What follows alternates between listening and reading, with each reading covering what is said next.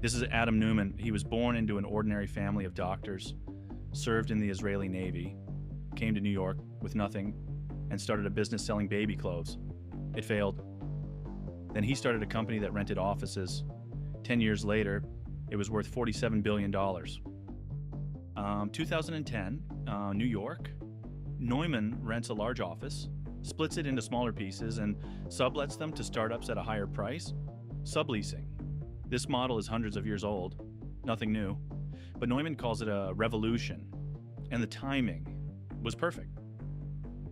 At that time, investors were ready to call anything technology. Uber did not own cars. Airbnb did not own homes. And Wall Street decided that WeWork was also a tech company, a company reimagining space, changing how humanity works. In reality, it just rented desks. But nobody wanted to hear that, because Neumann could do one thing better than anyone in the world. Former employees all said the same thing. After a conversation with Neumann, you felt like you were part of building the future, the company's mission to elevate the world's consciousness. Every Monday, a party, annual retreats, 3 days of speeches, open bars, and talks about how WeWork would change civilization. Neumann held meetings barefoot, with Rihanna playing at full volume, and people believed that they did not join a company. They joined an idea of the future. They accepted salaries below market, worked 70 hours a week. Former employees would later say, "I only realized it was a cult once I was already inside, and then the man with the money arrived." 2017.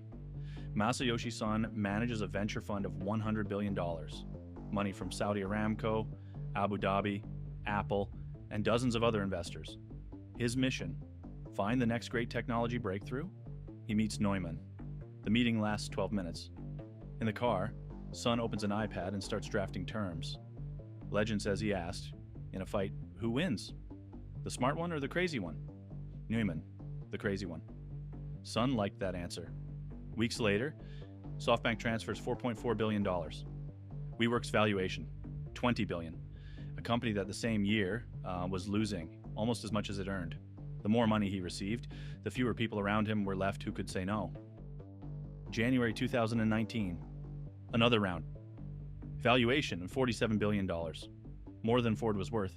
A company that makes real cars. Neumann announces he wants to become the world's first trillionaire. Expand WeWork to Mars. One day become president of the world. On a private jet to Israel. The marijuana smoke is so thick. The crew puts on oxygen masks. On board, they find drugs hidden inside a cereal box. The plane turns around.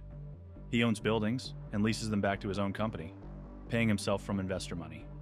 He sells WeWork, the trademark We, for millions, returns it when it surfaces. And in July 2019, while employees held their options, Neumann sells his own shares for $700 million. This is not even the craziest part of this story. Subscribe? The worst is still ahead. August 2019, WeWork files for an IPO. For the first time, the real numbers become public. Revenue, $1.8 billion. Loss, $1.9 billion. For every dollar earned, the company spent $1.10. The world's most expensive startup was essentially a co-working space with kombucha and neon quotes on the walls. Everyone saw the numbers. But while the price kept rising, they stopped mattering. The problem was not that WeWork was losing money. The problem was that investors finally saw the truth. In 6 weeks, the valuation crashed from $47 billion to $8 billion. The IPO was canceled. Neumann was out. Neumann destroyed the company, was fired, and received $1.7 billion as an exit package. His consulting fee alone, $185 million. The annual salary of $2,300 of his own employees. SoftBank paid this amount just to make him leave. For many employees, the options were not a bonus. They were a life plan. They bought homes, had children, relocated to other cities. The options became worth zero. 2,400 people were laid off. Some found out from the news. At the final all-hands meeting, while employees asked about their lost money, Kanye West played in the background. November 2023. Bankruptcy. A company once worth $47 billion, sold for $450 million. SoftBank lost $14 billion. Masayoshi. Son said, my decision was foolish. I regret it. While WeWork was going bankrupt, Neumann was already raising new money. Same investors, same capital, same promise.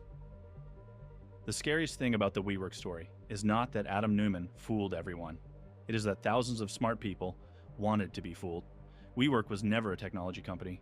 It was a company that rented offices, and that was enough to convince the world it was worth $47 billion.